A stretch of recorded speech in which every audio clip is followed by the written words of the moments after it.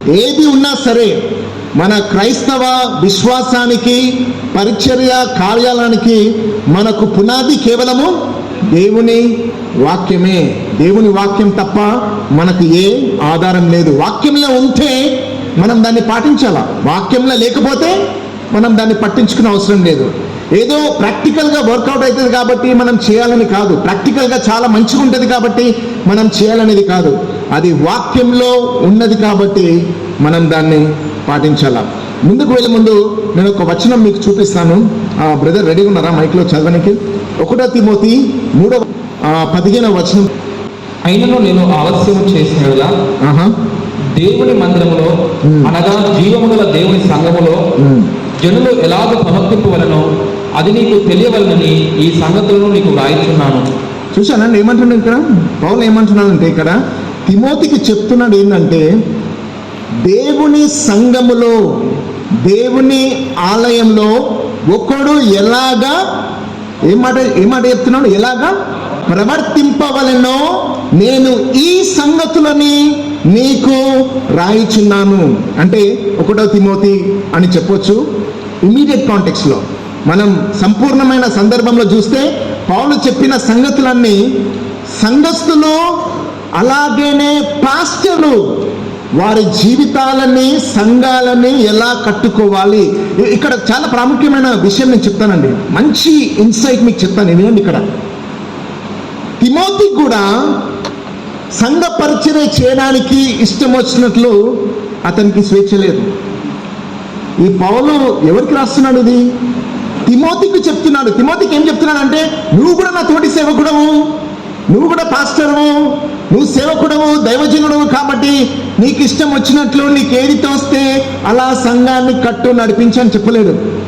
నేను రాసిన సంగతుల ప్రకారము, దేవుని ఆత్మ ద్వారా ప్రేరేపించబడి నేను నీకు రాసిన సత్యాల ప్రకారము నువ్వు సంఘమును నడిపించాలి. ఒక విషయం ఆలోచించండి, తిమోతికి లేని స్వేచ్ఛ మనకున్నదా అండి? ఇష్టం వచ్చినట్టు పరిచర్య చేయడం లేదు. తిమోతియే అపోస్తులైన పౌలు ఆత్మ ద్వారా ప్రేరేపించబడి లేఖనాలు రాసిన దానికి బందీ అయి ఉన్నాడు. మనము కూడా దేవుని వాక్యానుసారంగానే మనం పరిచర్యను కట్టుకోవాలి. కొన్నిసార్లు నేను బోధించినప్పుడు ఒక చాలా భయంకరమైన పదాలు ఏంటి తెలుసా అండి? నేను ఇటువంటి బోధనలు చేసినప్పుడు చాలా బాధ అనిపిస్తుంది అండి. మాటలు ఏంటి విశ్వాసులు కాదు చెప్పేది, పాస్టర్ల ద్వారా, పాస్టర్ల నోటి నుంచి వచ్చే మాటలు ఇవి. బ్రదర్ ఇది కష్టం బ్రదర్ పాటించడం, ఈ వాక్యం కష్టం బ్రదర్ ఇలా చేయడం. అంటే ఏమంటున్నావు? అంటే ఏమంటున్నావు? అంటే నీ ఇష్టం వచ్చినట్టు చేసుకుంటావా నువ్వు? వాక్యం కష్టం కాబట్టి ఇది మనం ఈ ప్రస్తుత కాలం ముందు పాటించలేం కాబట్టి అంటే ఏమంటున్నావు నువ్వు? ఎవరు సేవకుడవు నువ్వు? సంఘం ఎవరిది? పరిచర్య ఎవరిది? నీ నుంచి ఈ మాటలు రావడం పాస్టర్ల నుంచి. లేదు బ్రదర్ ఈ వాక్యం చాలా కష్టం, మనం ఇలాగ పరిచయం చేయడం చాలా కష్టం కాబట్టి నీవే ప్రభు అయి, నీవే రాజు అయి ఇష్టం వచ్చినట్లు పరిచర్య చేస్తామా? నేను ఒక్కటి నిర్ణయం చేసుకున్నానండి నా జీవితంలో, పరిచర్యలో, వాక్యము చెబితే నోరు మూసుకొని హృదయాన్ని తగ్గించుకొని అది ఎంత కష్టమైనా సరే పాటించాలి మనం. అలా నమ్మకంగా మనము దేవుని వాక్యాన్ని కట్టుబడి ఉంటేనే దేవునికి మహిమ, మన సంఘానికి క్షేమం. కాబట్టి నేను ఏదైతే మీకు చూపిస్తున్నానో అది నా ఒక కల్పితం కాదు, చరిత్రలో ఎవరో ఒకళ్ళు ఈ యొక్క తలంపు వచ్చి తీసుకొచ్చింది కాదు, ఇది వాక్యంలో తేటగా ఉన్నది. నేను ఎప్పుడైతే ఈ యొక్క విషయాలు వాక్యంలో చదివి నేర్చుకున్నప్పుడు నాకు అనిపించింది సాంప్రదాయం ఎంత ప్రమాదకరమైనది. నేను చెప్పినా నేను ప్రమాదకరమైన నాయకత్వం అని. ఇంకో మాట చెప్పొచ్చిందంటే ఈ వాక్యం నుంచి ప్రమాదకరమైన సాంప్రదాయాలు, ప్రమాదకరమైన సాంప్రదాయాలు, మనము చూసే పరిచయ విధానం చూసేది, మరి ఎటువంటి సంఘంలో అయితే మనం పుట్టి పెరిగింది వాళ్ళు ఏది చేస్తారో అదే తరతరాలుగా చేయడమే కానీ వాక్యంలో ఇలా ఉన్నదా అని పరిశీలించే వాళ్ళు చాలా తక్కువ మంది ఉన్నారు. కాబట్టి ఈ దినమున, ఈ సమయమున మనము బహుళ నాయకత్వము వాక్యానుసారమైనదా అనే విషయాన్ని గురించి మనం చూస్తాం. ఈ దినాల్లో ఈ యొక్క స్ట్రక్చర్ ఆఫ్ ద చర్చ్, అంటే ఈ యొక్క సంఘాల యొక్క పరిమాణం కానీ కట్టడి కానీ ఎలా ఉంది అంటే ఆర్గనైజేషన్ స్ట్రక్చర్, దాని గురించి చూసినట్లయితే కొన్ని సంఘాల్లో ఎలా ఉంటారంటే ఫస్ట్ పాస్టర్ ఉంటాడు, పాస్టర్ తర్వాత పెద్దలు ఉంటారు, దాని తర్వాత విశ్వాసులు ఉంటారు. పాస్టరు, పెద్దలు, తర్వాత విశ్వాసులు. కొన్ని సంఘాల్లో ఎలా ఉంటుందంటే పెద్దలు ఉంటారు ఫస్ట్, వీళ్ళు పాస్టర్ని అపాయింట్ చేయొచ్చు, ఫైర్ చేయొచ్చు, హైర్ చేయొచ్చు, అంత ఈ పెద్దల పైన ఉంటుంది. డినామినేషన్లో చాలా ఉంటుంది. పెద్దలు ఉంటారు, దాని తర్వాత పాస్టర్ ఉంటాడు, దాని తర్వాత విశ్వాసులు ఉంటారు. చాలా మట్టుకు ఇండిపెండెంట్ చర్చెస్లో పాస్టర్ ఒక్కడే ఉంటాడు, విశ్వాసులు ఉంటారు. నేను అనుకుంటా మీరు వచ్చిన వాళ్ళందరూ అదే పరిస్థితి, చాలా మట్టుకు పాస్టర్, విశ్వాసులు. కానీ బైబిల్ ఏం చెప్తుంది? బైబిల్ ప్రకారంగా సంఘ నాయకత్వము ఎలా ఉండాలి అనే విషయాన్ని మనం చూద్దాం. దానికంటే ముందు ఒక ఉదాహరణగా నేనేం మీకు చెప్పాలనుకున్నానంటే, అంటే మీకు అర్థం కానికే పర్యాయ పదాలు అనేది మనం అర్థం చేసుకోవాలా. ఏంటండి పర్యాయ పదాలు? పరాయ పదాలు కాదు, పర్యాయ పదాలు. నేను కూడా ఇది రీసెంట్గా నేను నేర్చుకున్నాను. పర్యాయ పదాలు, సినానిమస్ వర్డ్స్. అంటే నన్ను ఇప్పుడు నేను డాడీ అనే పదానికి పప్ప అనొచ్చు, నాన్న అనొచ్చు, అది వేరే భాషలో అవుతుంది. మళ్ళీ అది ఒకటే భాషలో వేరు వేరు పదాలు వాడడం. ఫర్ ఎగ్జాంపుల్ మనం క్రైస్తవుల గురించి చూసినట్లయితే, దేవుని వాక్యానుసారంగా మనం చూసినట్లయితే విశ్వాసులుగా పిలువబడ్డారు. అదే వ్యక్తులకు వేరొక పదం ఏంటి? క్రైస్తవులు. Very good. పరిశుద్ధులు, రైట్. క్రైస్తవులు, పరిశుద్ధులు, సహోదరులు, యాజకులు, సంఘము, దేవుని పిల్లలు, ఇదంతా వేరే వేరే వ్యక్తులకు చెందినదా, లేకపోతే ఒకే వ్యక్తులకు చెందిన పదాలా? ఒకే వ్యక్తికి చెందిన పదాలు వేరే వేరే పదాలుగా మనము చూస్తాము. అలాగేనే ఇప్పుడు నేను మీకు ఏం చూపించాలనుకుంటున్నా అంటే, పాస్టర్లకు కూడా సంఘ నాయకులకు కూడా వేరే వేరే పదాలు వాడబడ్డది. ఈ వేరే వేరే పదాలు వేరే వేరే వ్యక్తులకు వాడబడలేదు. ఈ వేరే వేరే పదాలు ఒకే వ్యక్తులకు వాడబడ్డది. దాన్నే పర్యాయ పదాలు అంటారు. మీకు ఏమైనా క్లారిఫికేషన్ కావాలంటే మెసేజ్ తర్వాత యోహాన్ టీమ్ని కానీ నన్ను కానీ మీరు తెలుసుకొని మీరు ప్రశ్నలు అడగచ్చు. కానీ ఏం కన్ఫ్యూజ్ కాకండి. నేను ఎంత సింపుల్గా చెప్తానంటే మీకు అర్థమయ్యే విషయంలో అంత సింపుల్గా చెప్తాను. అయితే ఇప్పుడు ఏంటంటే సంఘ నాయకులకు వాడబడిన పదాలు ఏంటి? ఓకే, మొట్టమొదటిగా ఎఫీషియల్ రాసిన పత్రిక 4వ అధ్యాయము 11వ వచనం చూద్దాం మనం. ఎఫీషియల్కు రాసిన పత్రిక 4వ అధ్యాయము 11వ వచనం మీ నోట్స్లో ఉందండి. మీరు దాన్ని మంచిగా ఫాలో అవ్వచ్చు. బైబిల్లో కూడా మీరు చూసి పరిశీలించండి. చెప్పేది అన్ని లేఖనానుసారంగా పరిశీలించండి, ఏది గుడ్డిగా మనం నమ్మొద్దు. ఎఫీషియల్కు 4:11. Brother fast. మనమందరము విశ్వాస విషయంలోనూ దేవుని కుమారుని గురించిన జ్ఞాన విషయంలోనూ ఏకత్వం పొంది సంపూర్ణ పురుషుల మధ్య వరకు, అనగా క్రీస్తులో కలిగిన సంపూర్ణతకు సమానమైన సంపూర్ణత కలవారు మధ్య వరకు ఆయన ఈలాగు నియమించెను. ఎలాగూ నియమించెను?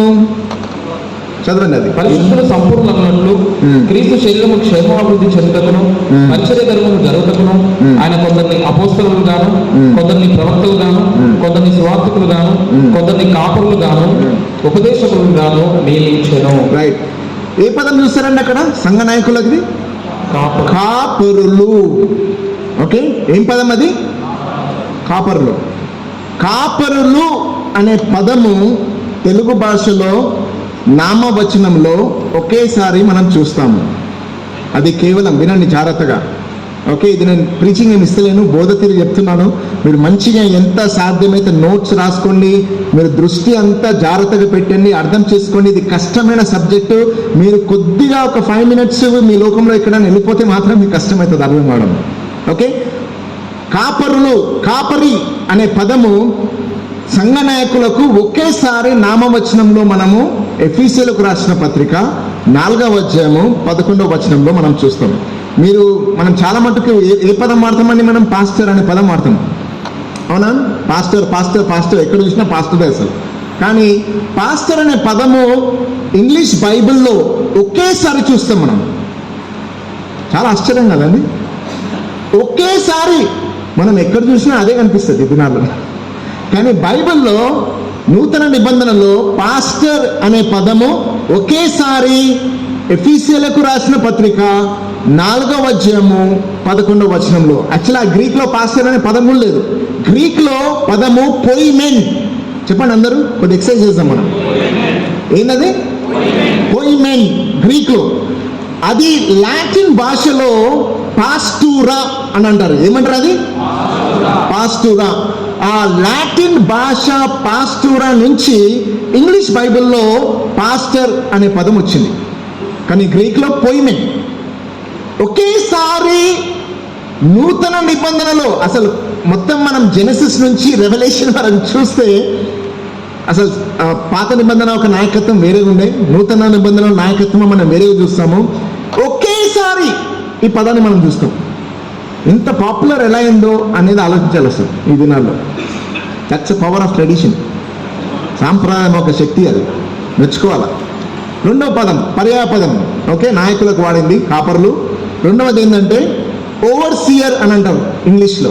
దాన్ని తెలుగులో అధ్యక్షుడు. ఒక ఉదాహరణకు, మన టైం లేదు కాబట్టి అన్ని వచనాలు చూడము. 1 తిమోతి 3వ అధ్యాయము 2వ వచనం చూడండి. 1 తిమోతి 3వ అధ్యాయము 2వ వచనం. అధ్యక్షుడగు వాడు నిందారహితుడును. ఏందండి? నిందారహితుడును, ఏకపత్ని పురుషుడును. దాని తర్వాత అవన్నీ క్వాలిఫికేషన్స్ చూస్తాం. ఎప్పుడైనా మీరు అనుకున్నా అండి అధ్యక్షుడు అంటే ఏంటి? అసలు పాస్టర్ ఉండాలి కదా అని. పాస్టర్ని అధ్యక్షుడు అని కూడా నూతన నిబంధనలో చెప్పబడ్డది. ఎలాగైతే క్రైస్తవులు విశ్వాసులు దేవుని పిల్లలని, దేవుని పిల్లలు సంఘమని, సంఘము యాజకులని, ఇలా వేరే వేరే రీతిగా పదాలు వాడబడ్డాయిదో అలాగనే సంఘ నాయకులు కూడా వేరే వేరే పదాలు వాడబడ్డది. అది నేను ఇంకా మీకు క్లియర్గా ప్రూవ్ చేస్తాను ఇంకా ముందుకు వెళ్తుంటే. కానీ మీకు జస్ట్ నేను నిర్వచనం ఇస్తున్నాను. షెపర్డ్ అంటే, షెపర్డ్ అనేవాడు కాచేవాడు, పట్టించుకునేవాడు, మందను కాచేవాడిని కాపరి అని అంటారన్నమాట.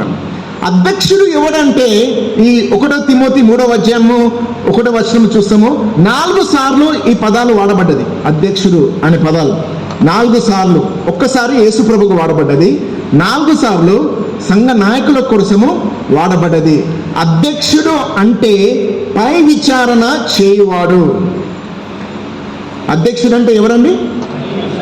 నిద్రపోయే వాళ్ళందరూ చెప్పండి. అధ్యక్షుడు అంటే పై విచారణ చేయువారిని అధ్యక్షుడు అని అంటారు. 4వ సారి. పాస్టర్ అనే పదం ఎన్నోసార్లు వాడబడ్డది? ఎన్నోసార్లు? ఒకటేసారి.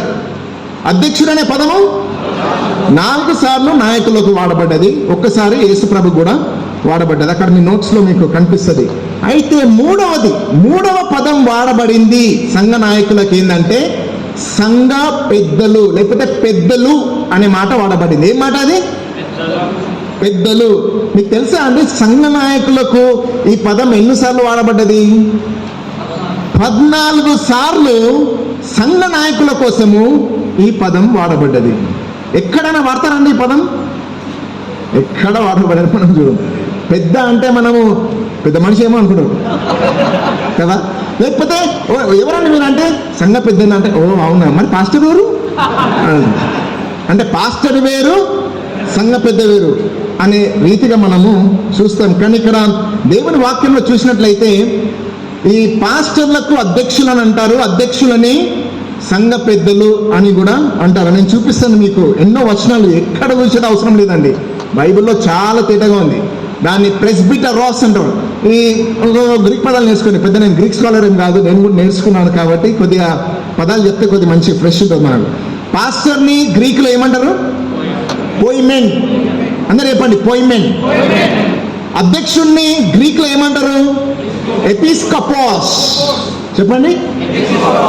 అంటే ఏకవచనంలో ఎపిస్కోపోస్, బహుళత్వంలో మన ఎపిస్కోపాయ్ అంటారు. అయితే ఈ యొక్క ఎల్లర్ అనే పదము గ్రీక్లో ఎందుకు చెప్పాలా మనం? ఎందుకు చెప్పాలండి గ్రీకులో? నూతన నిబంధన గ్రీకులో రాయబడ్డది, తెలుగులో రాయబడలేదు, ఇంగ్లీష్లో రాయబడలేదు, గ్రీకులో రాయబడ్డది. కాబట్టి గ్రీక్ పదాలు నేర్చుకుంటే కూడా మంచిదే.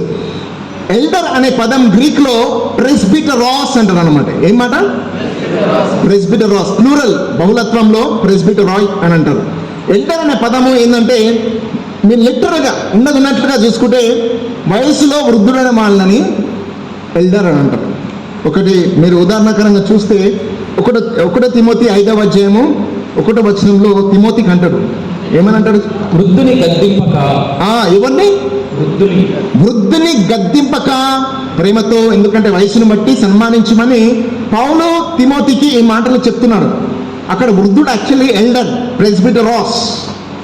ఓకే, అంటే లిటరల్గా చూసుకుంటే అది వృద్ధులకు వాడబడ్డది.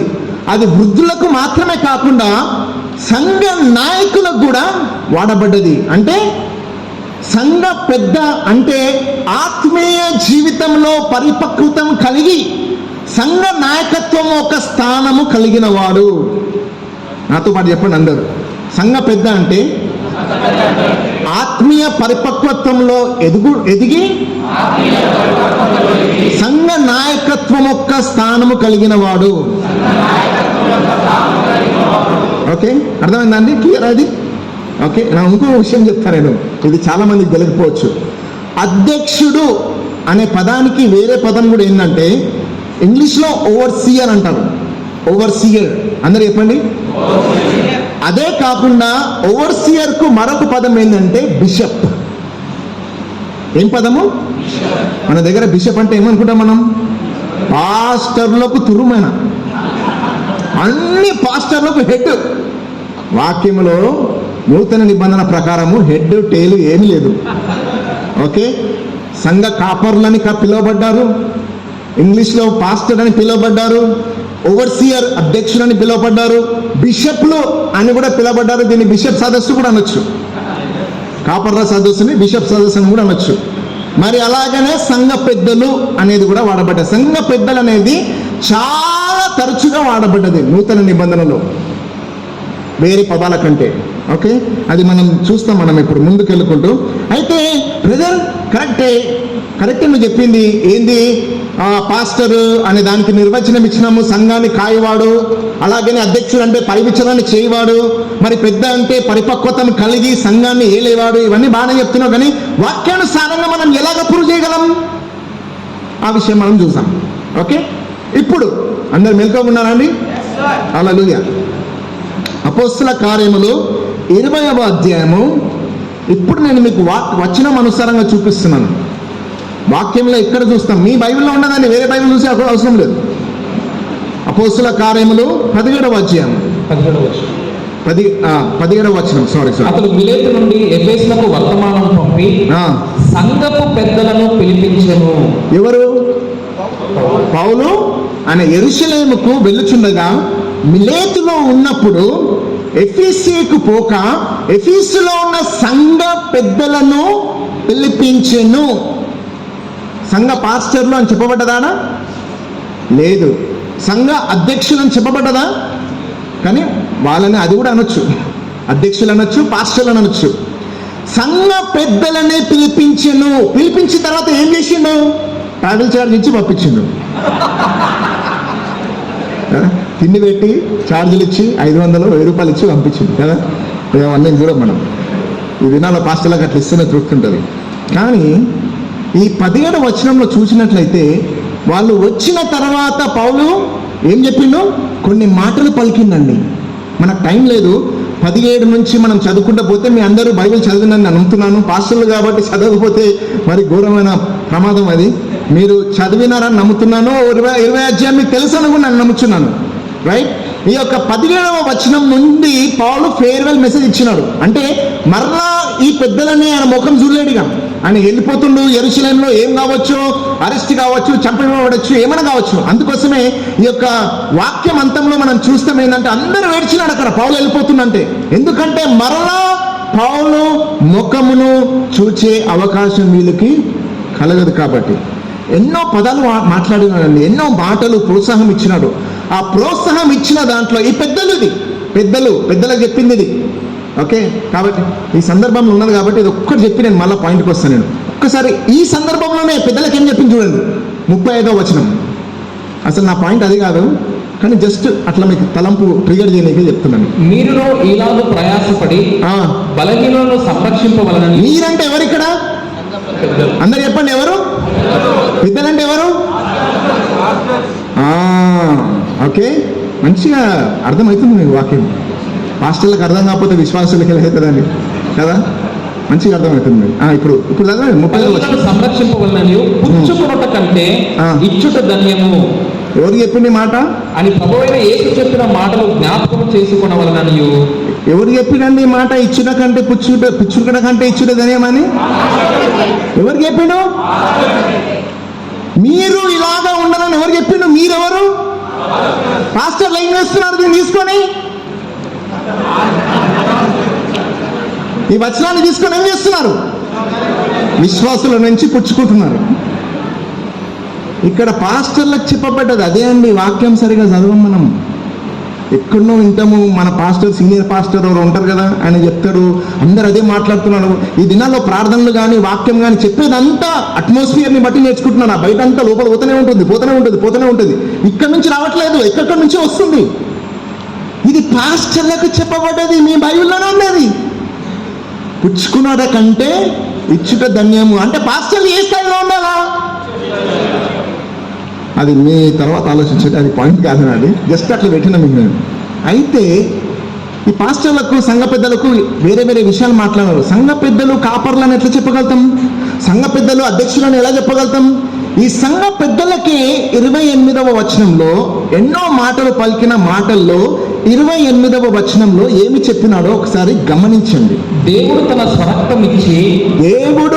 స్వరక్తమిచ్చి సంపాదించిన తన సంఘమును కాయుట అంటే ఏంటది? కాపరి తత్వము చేయుట. ఈ సంఘ పెద్దలకు ఏం చెప్తున్నాడు? సంఘాన్ని కాయుము. ఈ సంఘ పెద్దలు ఏమని పిలువబడ్డారు? ఇక్కడ కాపర్లుగాను వాళ్ళు పరిగణించబడ్డారు. చూడండి తర్వాత, పరిశుద్ధాత్మ మిమ్మల్ని దేనియందు అధ్యక్షులుగా ఉంచెను. చూశారా అండి? సంఘ పెద్దలకు ఏం చెప్తున్నాడు? పరిశుద్ధాత్ముడు మిమ్మల్ని దేనియందు అధ్యక్షులుగా ఉంచెను. వీళ్ళని ఇంకొక పదం ఏం చెప్పినాడు ఇక్కడ? అధ్యక్షులు అంటే ఏంది? ఇంగ్లీష్లో ఏంటి? ఓవర్సియర్. గ్రీక్లో ఏంది? మర్చిపోయినా, ఎపిస్కోపాస్. అధ్యక్షులకు మరొక పదం ఏంది ఇంగ్లీష్లో? బిషప్. పరిశుద్ధాత్ముడు మిమ్మల్ని దేనియందు అధ్యక్షులుగా నియమించును. ఆ యావత్తు మందని గురించి మిమ్మును గురించి జాగ్రత్తగా ఉండుడి. ఏమని? జాగ్రత్తగా ఉండుడి. పిలిపించింది ఎవరికి? మిలేతు నుంచి ఎవరిని పిలిపించినాడు? ఎఫెసియా సంఘ పెద్దలు అని వాడబడ్డది. ఆ పెద్దలకు ఏమని చెప్తున్నాడు? 28వ వచనంలో కాయన్ అని చెప్తున్నాడు. ఎందుకంటే పరిశుద్ధాత్మ మిమ్మల్ని ఏమి నియమించును? మీకు సవాల్ చేస్తున్నానండి నేను. బైబిల్ దీని గురించి ఎంత చదివినా అంటే ఎంత చదివినా మీకు కొత్త మర్మం వస్తే చెప్పండి. ఎక్కడ కానీ పాస్టర్లు, పెద్దలు, అధ్యక్షులు వేరుగా మనం చూడము. ఎక్కడైతే కాపర్ల గురించి మాట్లాడినాడో అక్కడ పెద్దల గురించి కూడా మాట్లాడుతున్నారు, అక్కడ ఈ అధ్యక్షులు కూడా ఉన్నారు. ఇక్కడ ఒక ఉదాహరణ చూపిస్తున్నాను మీకు. 17వ వచనంలో పెద్దలు వచ్చినప్పుడు 28వ వచనంలో వారిని ఖాయము, సంఘము, దేవుని స్వరక్తమిచ్చుకున్న సంఘాన్ని మీరు ఖాయము, పరిశుద్ధాత్ముడు మిమ్మల్ని అధ్యక్షులుగా ఉంచెను అనే పదాలు వాడినాడు. అదొక రుజువు మనకు. ఏం తెలుస్తుంది దీని ప్రకారంగా చూస్తే? ఎవరు సంఘ పెద్దలు? కాపర్లు ఎవరు? మరొకసారి ఓకే, కొంతమంది కష్టమవుతుంది చెప్పడం. బైబిల్లో ఉందండి చెప్పండి. బైబిల్లో లేకపోతే నోరు మూసుకోండి. బైబిల్లో ఉన్నప్పుడు చెప్పండి ఏమైంది మనకు కదా. సంఘ పెద్దలకు ఏమని చెప్పినాను? సంఘ పెద్దలు ఏం చేయాలా? కాయాలా. సంఘ పెద్దల్ని అధ్యక్షులుగా ఎవరు నియమించినారు? పరిశుద్ధాత్ముడు. కాబట్టి సంఘ పెద్దలు ఏమని పిలవబడ్డారు? కాపర్లు గాను. కాపర్లు ఏమని పిలవబడ్డారు? అధ్యక్షులు గాను కూడా పిలవబడ్డారు. ఇంకా చదవండి, మీకు టైం ఉన్నప్పుడు ఇంటికి వెళ్ళి మీరు మంచిగా 20 అధ్యాయం మంది చదవని మీకు తెలుస్తుంది. ఇప్పుడు ఇంకో వచనం మనం చూస్తాం. ఓకే, తీతుకు 1వ అధ్యాయము 5వ వచనం జాగ్రత్తగా గమనించి మీరు ఈ యొక్క ఆర్గ్యుమెంట్ కానీ ప్రెజెంటేషన్ ఫాలో అయితేనే అర్థమవుతుందండి, లేకపోతే చాలా కష్టమవుతుంది. నేను నీకు ఆజ్ఞాపించిన ప్రకారము నీవు లోపంలో ఉన్న వాటిని దిద్ది ప్రతి పట్టణంలోనూ పెద్దలను నియమించు నిమిత్తమే నేను క్రేతులో నేను విడిచిపెట్టి వచ్చుకుని. ఏమని చెప్తున్నాడు ఇక్కడ? ఎందుకు విడిచిపెట్టిందంట క్రేటులో? పౌలు తీతుకుని ఎందుకు వదిలిపెట్టాడు అక్కడ? ఎవరిని నిర్మించమని? సంఘ పెద్దలని నువ్వు నిర్మించమని. ఏమని వాడబడ్డది ఇక్కడ? సంఘ నాయకులకు వాడిన పదం ఏంటి? పెద్దలు. ఇంకోటి కూడా నేను మీకు ఓకే ఆ వచనం వచ్చినప్పుడు నేను చెప్తాను. ఓకే, ఎవరైనా నిందానంతుడును ఏకపత్ని పురుషుడును దుర్వ్యాపార విషయం నేరం మోపబడిన వారి అవిధేయులు కాక విశ్వాసమైన పిల్లలు గల వాడన యున్నయడలా అట్టి వారిని పెద్దగా నియమింపవచ్చును. ఎందుకనగా అధ్యక్షుడు. ఎందుకనగా అంటే ఎందుకు అక్కడ ఏమని చెప్తున్నాడు? ఇలాగా నువ్వు నియమించాలి, సంఘ పెద్దలుగా నియమించాలి. ఎందుకనగా అధ్యక్షుడు ఏమై ఉండాలా? దేవుని గృహ నిర్వహణకుని వలె. అంటే వేరే పదం ఏనా వాడబడ్డది ఇక్కడ? ఏ పదం వాడబడ్డది సంఘ పెద్దలకి ఇక్కడ? అధ్యక్షుడు. ఎందుకనగా అధ్యక్షుడు. అరే ఈ వేరే పదం అది వేరే ప్రజలకు మాట్లాడుతున్నా అక్కడ సేమ్ వారి గురించి. సంఘ పెద్దలని ఏమని చెప్పినా నేను మీకు అధ్యక్షులని కూడా అంటారు. ఎందుకనగా అధ్యక్షుడు అని మరలా గుణలక్షణాల గురించి చెప్తున్నాడు అక్కడ. అంటే ఇక్కడ సంఘ నాయకుల యొక్క గుణలక్షణాల గురించి మాట్లాడేటప్పుడు 2 వేరే పదాలు ఒకే వ్యక్తులకు రాయబడ్డది. ఆ 2 వేరే పదాలు ఏంటి? పెద్దలు మరియు అధ్యక్షుడు. ఓకే, ఇంకో వచనం మనము చూద్దాం. ఇంకో వచనము 1 తిమోతి 3వ అధ్యాయము 1వ వచనం.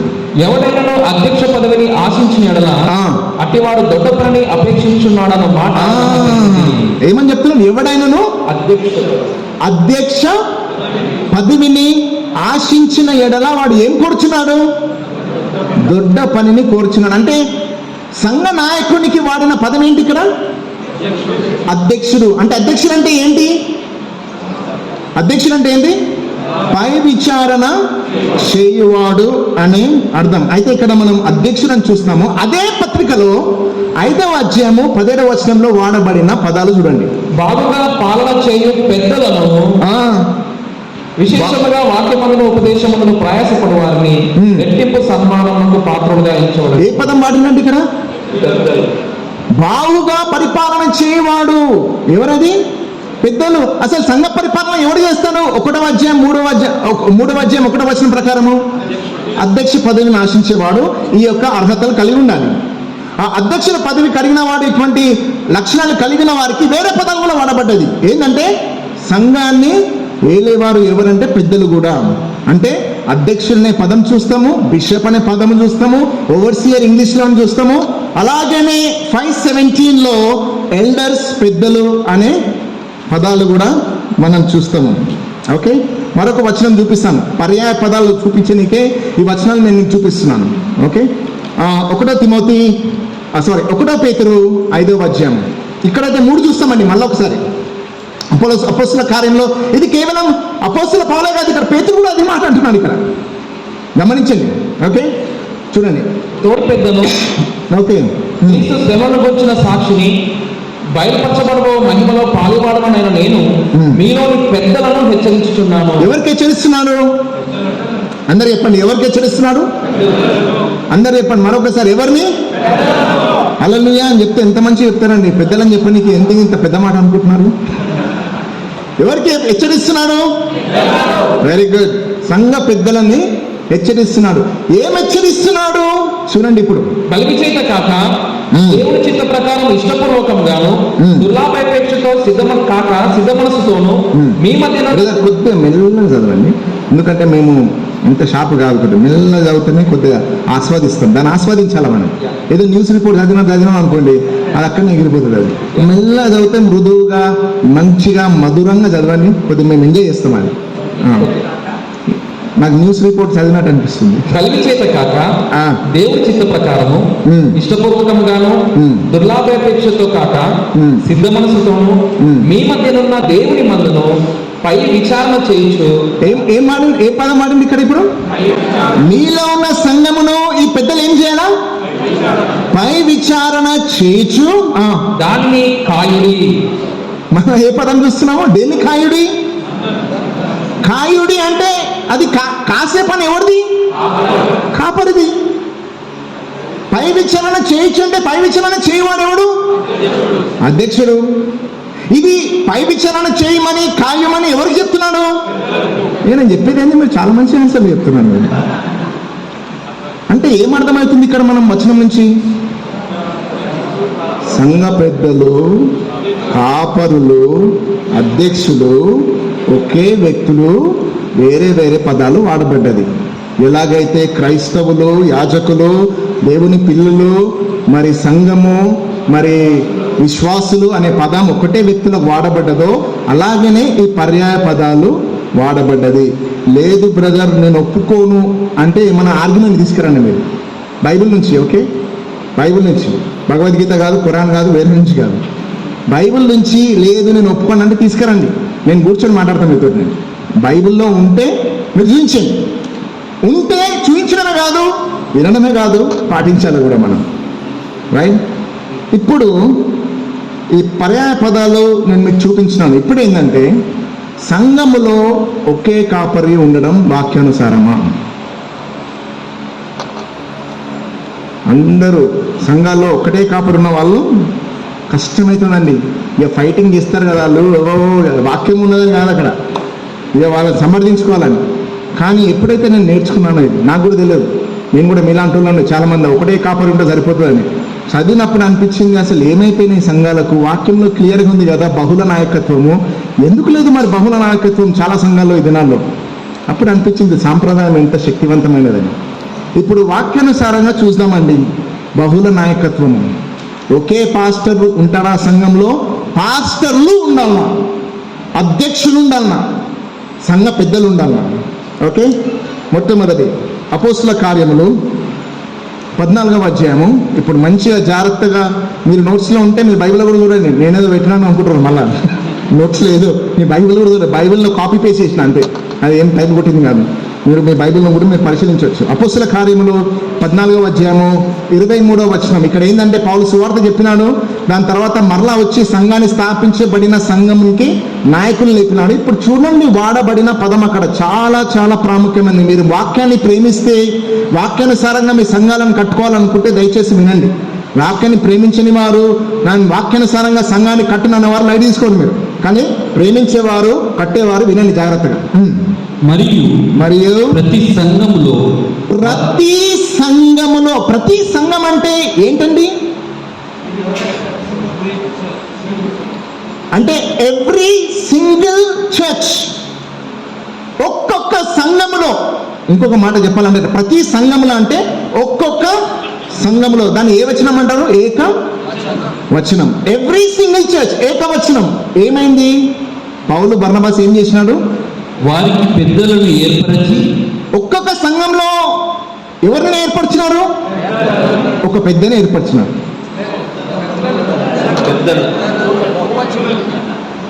ఒక్కొక్క సంఘంలో ఒక్కొక్క పెద్దని నియమించినాడు ఉందా? ప్రతి ఒక్కొక్క సంఘంలో ఎవరిని నియమించినారు? పెద్దలుని. అంటే ఒక సంఘంలో ఎంతమంది ఉండేనండి? పెద్దలు ఉండే. బహుళ నాయకత్వం.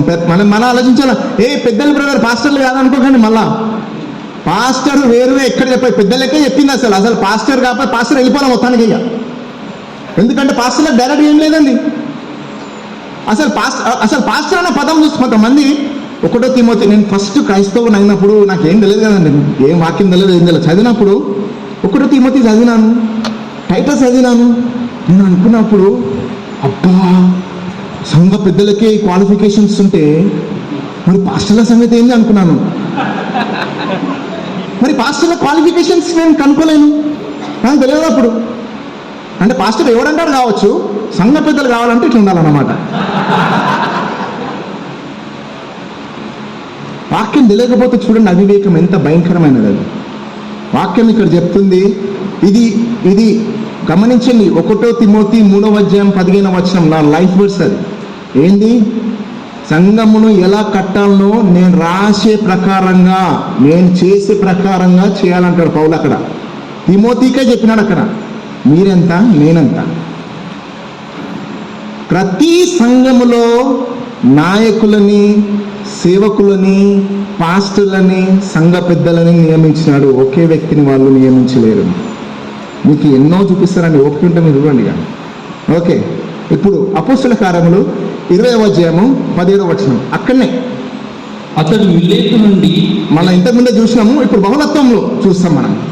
ఎఫెసునకు వర్తమానం పంపి సంఘపు పెద్దలను. సంఘము అనేది ఏకవచనమా బహువచనమా? సంఘం అనేది ఏ వచనం అండి? సంఘాల ఉందా? సంఘము ఏకవచనాన్ని ఎంతమంది పెద్దలు అక్కడ? సంఘములో ఉన్న పెద్దలని పిలిపించి మాటలు చెప్పడంలో 28వ మళ్ళీ ఏ మాటలు చెప్పినాడు? వాళ్ళకు ఖాయమని చెప్పినాడు.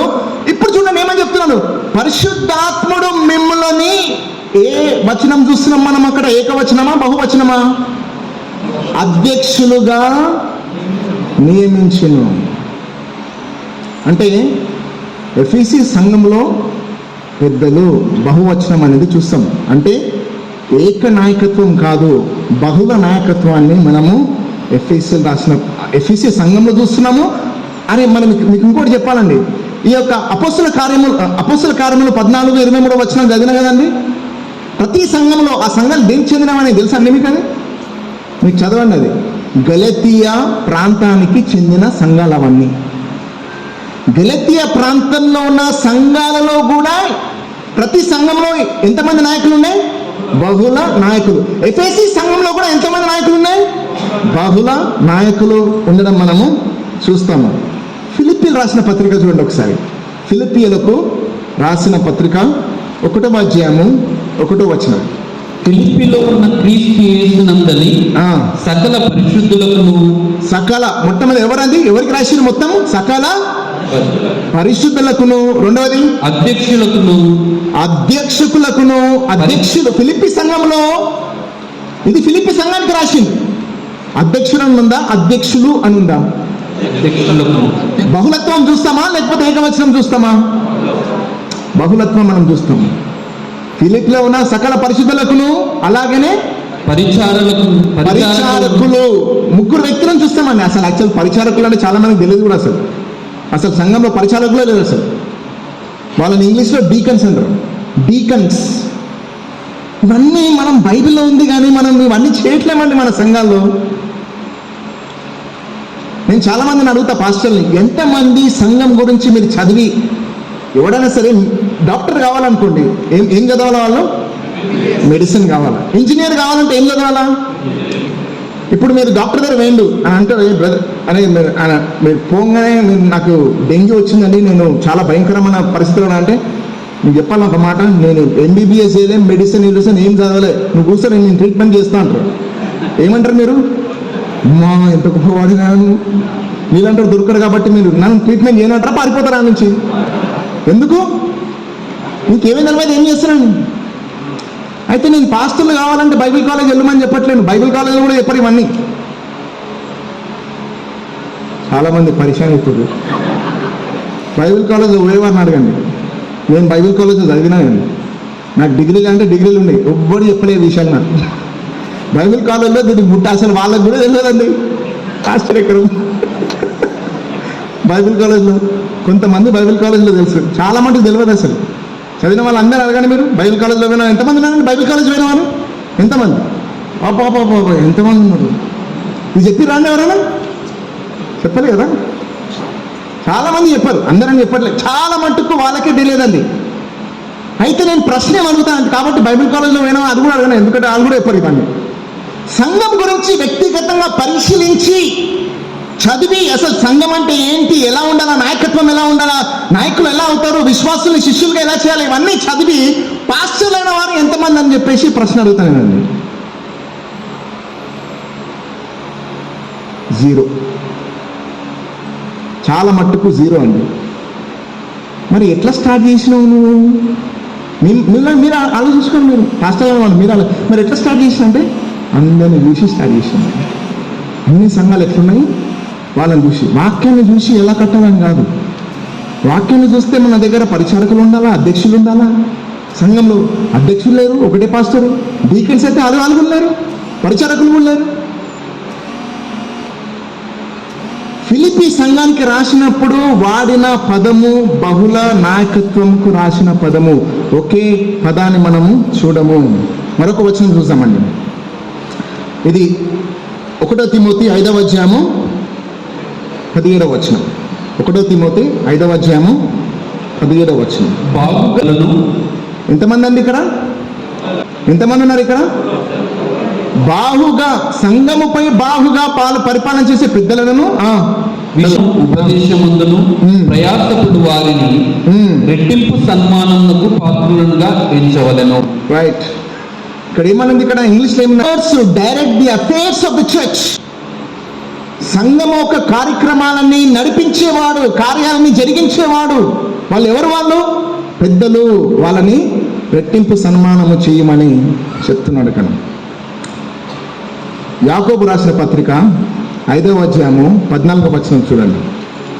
మీకు పాస్టర్ ఎక్కడ కనిపేదండి? మీకు నేను చెప్తున్నా, పెద్దలే కనిపిస్తారు. ఎందుకంటే ఎన్నిసార్లు చెప్పినా 14 సార్లు ఈ పదాలు నాయకులకు వాడబడ్డది.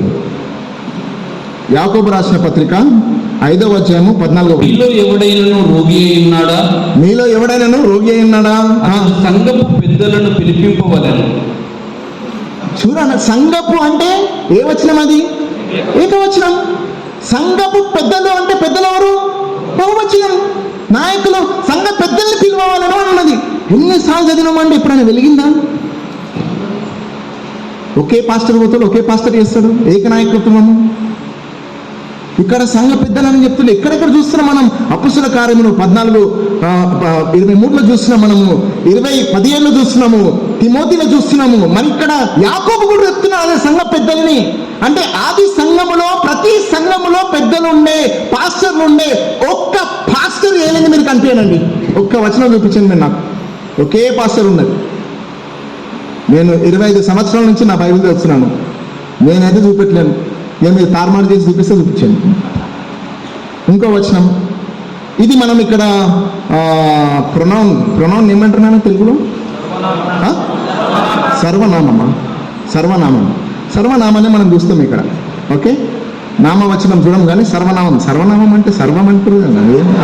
ఏమో తెలుగు నాకు అర్థం కాదు. సరే, 1 తెస్సలోనిక 5వ అధ్యాయము 12 నుండి 13. మరియు సహోదరులారా, ఇక్కడ సంఘాన్ని చెప్తున్నాను. మరియు సహోదరులారా, మీలో ప్రయాసపడుచు. ఇక్కడ ఏ సంఘంతో మాట్లాడుతున్నాడు? 1 తెస్సలోనిక. ఏ సంఘం ఇక్కడ? ఇప్పుడు తెస్సలోనిక సంఘము.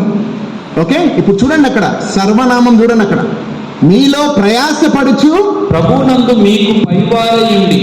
పైవాడిగా ఉందా, వారిగా ఉందా? పైవారయుండి. మళ్ళా చూడండి మంచిగా. వారు అనుందా, వాడు అనుందా? అంటే బహుళత్వమా లేకపోతే ఏకవచనమా? మీకు పైవారిగా ఉండి మీకు బుద్ధి చెప్పు వారిని. మళ్ళా వారిని అందా, వాడిని అనుందా? మన బుద్ధి చెప్పేవాడు ఎవడు ప్రస్తుత సంఘంలో? వాడే. వారి ఎక్కడ? ఏంటి వారి? వినలేదు. వాడు, అతడు అంతే. వారిని మన్నన చేసి వారి పనిని బట్టి. ఎవరి పనిని బట్టి? ఈ పై విచారణ చేయవాడు ఎవరు? మీలో ఉన్న పై వారిని అన్నది. పై వారు వాడు ఎవడు? వారు వాడిన పదం ఏంటి? అధ్యక్షుడు. పై విచారణ చేయవాడు. ఈ పైవాడిగా ఉన్నవాడు కాపరి. పై విచారణ చేయవాడు అధ్యక్షుడు. వారిని సన్మానించుడి, గౌరవించుడి అన్న. వారిని అంటే తెస్సలోనిక సంఘములో కూడా వాళ్ళు చూసేది ఎవరిని? బహుళ నాయకులే కానీ ఏకనాయకుడు మనము చూడము. ఇది బైబిల్లో ఉందండి, ఆశ్చర్యం కదా. ఇన్ని దినాలు ఏం చేస్తున్నాం మనం బైబిల్ చదివి అనిపిస్తుంది అసలు. ఓకే, చదవాత ఇప్పుడు తీతుకు 1వ అధ్యాయం 5వ వచనం. నేను నీకు ఆజ్ఞాపించిన ప్రకారము నీవు లోపముగా ఉన్న వాటిని దిద్ది ప్రతి పట్టణంలోను ఎవరిని నియమించాలి? పెద్దలను నియమించి నిమిత్తమే.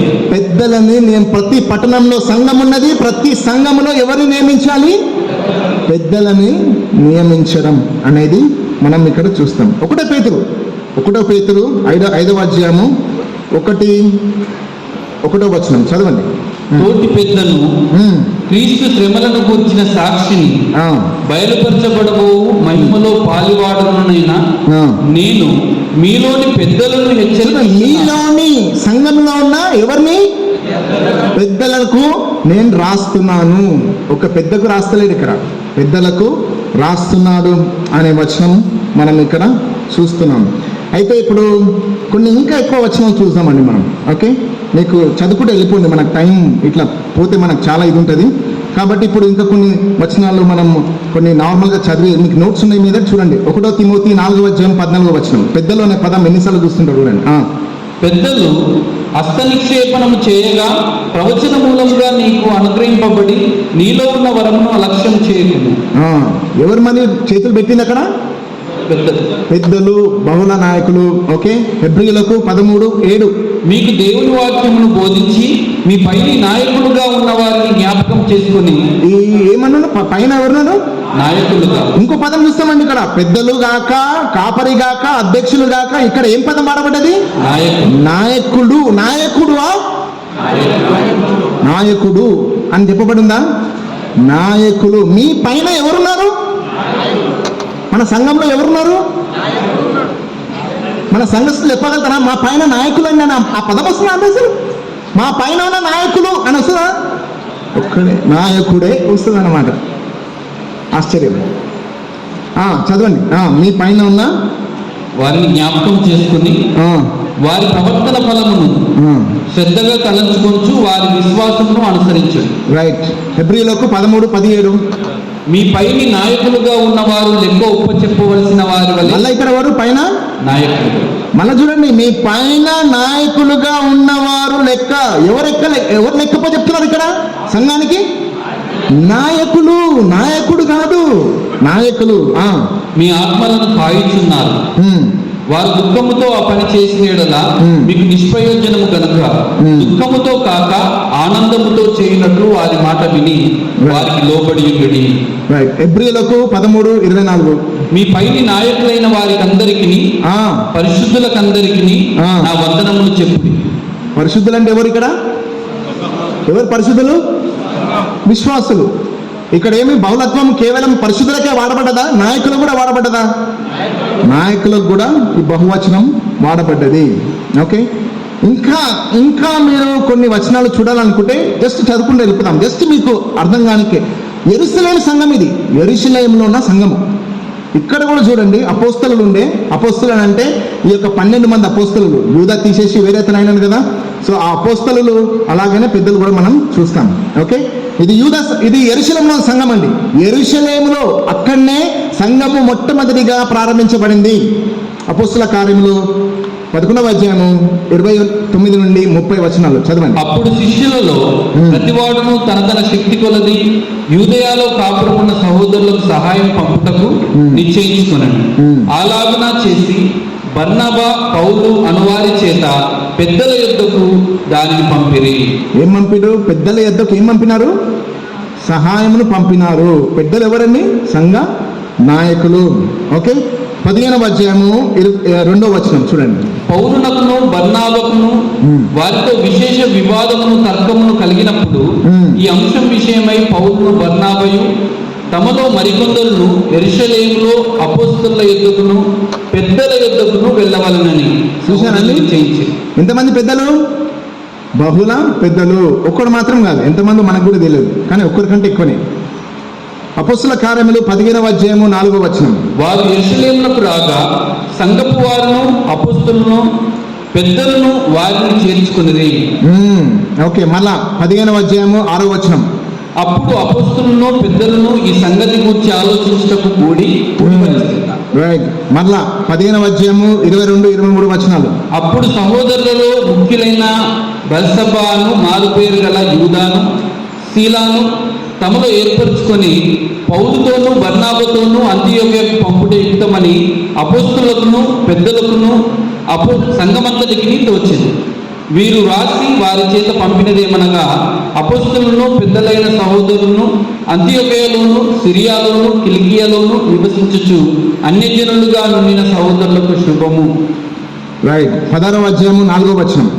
వారు ఆయా పట్టణముల ద్వారా వెళ్ళుచు యెరూషలేములో ఉన్న అపోస్తలులను పెద్దలను నిర్ణయించిన విధులను గైకొనుటకు వాటిని వారికి అప్పగించిరి. అపోస్తల కార్యములు 21వ అధ్యాయము 17-18. మేము యెరూషలేమునకు వచ్చినప్పుడు సహోదరులు మమ్మల్ని సంతోషంతో చేర్చుకొని మరునాడు పెద్దలందరూ అక్కడికి వచ్చి ఉండగా పౌలు మాతో కూడా యాకోబు వద్దకు వచ్చింది. ఎవరిచ్చిరన్నా? పెద్దలందరూ. అంటే ఎన్ని వచనాలు చూస్తామండి ఇక్కడ? అన్ని అపోస్తల కార్యంలో అయితే మీకు పాస్టర్ అనే పదం అసలు అనిపించదు, కానీ ఆ పెద్దలు అంటేనే పాస్టర్లు. దయచేసి అర్థం చేసుకోండి. మీరు అసలు పాస్టర్ అంటే ఒకటేసారి నామవచనం చూస్తాం, అది కూడా ఎఫెసీయులకు రాసిన పత్రిక 4వ అధ్యాయము 11-12 అక్కడనే ఒక్కటేసారి మీరు చూస్తారు. దాని తర్వాత అంతా పెద్దలు లేకపోతే కొద్దిగా అధ్యక్షులు అనే పదాన్ని మనం చూస్తాం. అంటే ఇవన్నీ చూస్తే ఇప్పుడు వినండి. ఇక్కడ నేను స్టార్టింగ్లో ఒకటి చెప్పినాను, స్ట్రక్చర్ ఆఫ్ ద చర్చ్. కొన్ని సంఘాల్లో ఫస్ట్ పాస్టర్ ఉంటాడు, దాని తర్వాత పెద్దలు ఉంటారు, దాని తర్వాత విశ్వాసులు ఉంటారు. కొన్ని సంఘాల్లో పెద్దలు ఉంటారు, వాళ్ళు పాస్టర్ ఉంటారు, తర్వాత వాళ్ళు నియమిస్తారు, షూట్ చేస్తారు, ఫైర్ చేస్తారు. ఈ సంఘాలను చూసి కొంతమంది అంటారు పెద్దలు అసలు ఎట్టుకుతున్నారు, వీళ్ళందరూ డేంజర్ పాలిటిక్స్. నేను కూడా అనుకున్నప్పుడు నాకు తెలియదు కదా ఇవన్నీ. ఈ సంఘాలను చూసి అనుకుంటుంటే అమ్మ పెద్దలను మాత్రం పెట్టవద్దు, వీళ్ళు డేంజర్ క్యాండిడేట్, వీళ్ళు సంఘం నాశనం చేస్తారని, పెద్దలు లేకుండా నడిపించాలని. కానీ కొన్ని సంఘాల్లో పెద్దలు ఉంటారు, దాని తర్వాత పాస్టర్ ఉంటాడు, దాని తర్వాత విశ్వాసులు. చాలా మట్టుకు ఇక్కడ కూడా ఉన్నారు అటువంటి సంఘాలు. ఏంటంటే పాస్టర్ ఒక్కడే ఉంటాడు, దాని తర్వాత విశ్వాసులు. కానీ నూతన నిబంధన సంఘాల్లో చూస్తే పెద్దలు అంటే పాస్టర్లు, అధ్యక్షులు, తర్వాత పరిచారకులు, డీకన్స్, దాని తర్వాత విశ్వాసులు.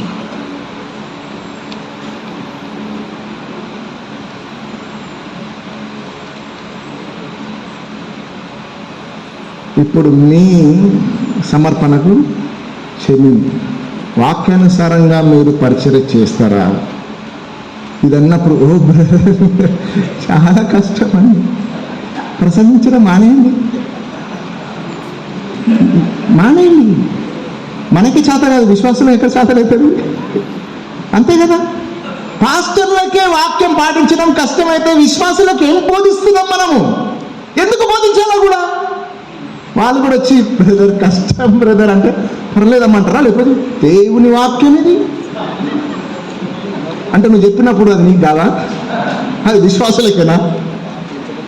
వాక్యాన్ని నువ్వు పాటించవా?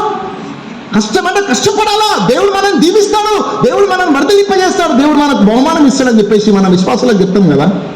పాస్టర్లారా మీకు కూడా అదే చెప్తున్నాను, మీ మాటలు మీకే. కష్టమైన పాటించడము, దేవుని ప్రణాళికలు ఉండడము మంచిది. అయితే ఇప్పుడు క్లుప్తంగా నాయకత్వంలో ఉన్న తెలుగులో ప్రయోజనాలు ఏంటి? ఓకే, బహుళ నాయకత్వంలో ఉన్న ప్రయోజనాలు క్లుప్తంగా మనము చూద్దాం. ఓకే, మొట్టమొదటిది బ్రదర్ ఇది పాటిస్తే అట్లుంటే అవన్నీ తర్వాత సంగతి. మొట్టమొదటిది ఏంటంటే ఇదంటే నేను బైబిల్ మాదిరిని అనుసరిస్తుంది. అది ఫస్ట్ అండి. ఇది ప్రాక్టికల్గా వర్కౌట్ అవుతుంది కాబట్టి చేయడం అనేది ప్రాగ్మాటిజం కాదు. ఇది ప్రాగ్మాటిజం ఏంటంటే ప్రాక్టికల్గా వర్కౌట్ అవుతుంది కాబట్టి మంచిదండి, ప్రాక్టికల్గా వర్కౌట్ కాదు కాబట్టి ఇది మంచిది కాదు. అంటే వాక్యం ఆధారం కాదు, ఏది వర్కౌట్ అవుతుందో అదే మనకు పునాది. దాన్ని బట్టి కాదు మనం పాటించేది. మొట్టమొదటి ప్రయోజనం ఏంటంటే ఇది వాక్యానుసారమైన దేవుడు అపోస్తుల ద్వారా నియమించిన క్రమము.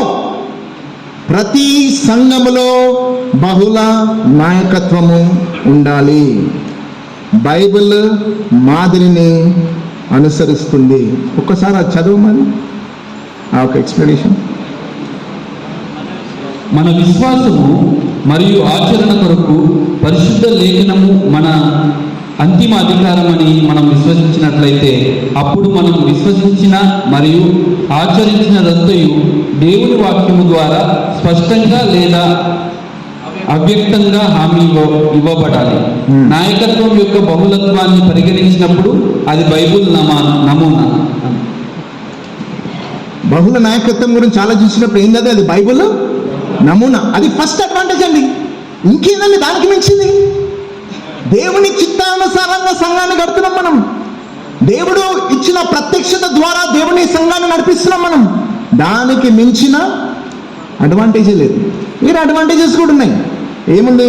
రెండవది ఏంటంటే ఒక వచనం చదవడం. మనం వచనం చదువుతాం. మరి రాసుకోండి, అక్కడ వచనం లేదా అక్కడ రాసుకోండి.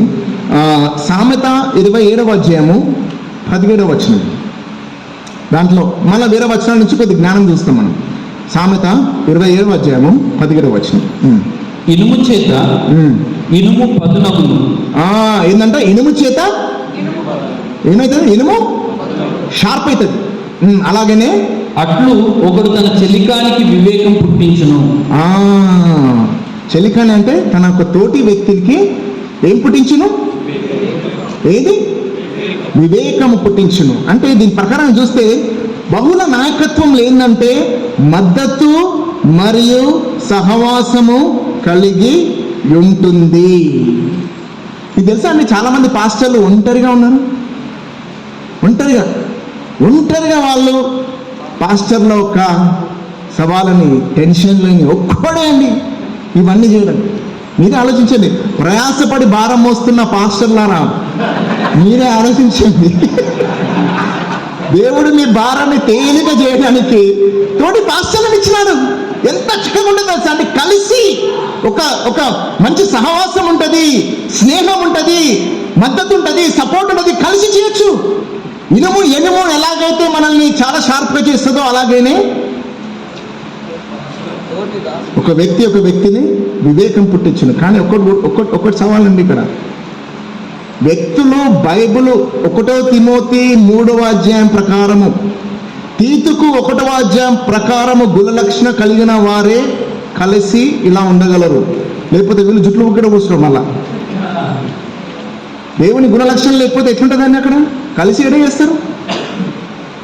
కష్టమవుతుంది. అందుకోసమే వాక్యానుసారంగా చేస్తేనే ఇవన్నీ వర్కౌట్ అవుతుంది. లేకపోతే ఇక మనమే వర్కౌట్లు చేసుకోవాలి. ఇక మూడవది ఒకసారి చదవమని అదొక ఎక్స్ప్లెనేషన్ చదివేసి. అనేక మంది పాస్టర్లు ఒంటరితనంతో బాధపడుతున్నారని తెలుసుకోవడంలో ఆశ్చర్యం లేదు. ఎందుకంటే వారు జట్టు లేకుండా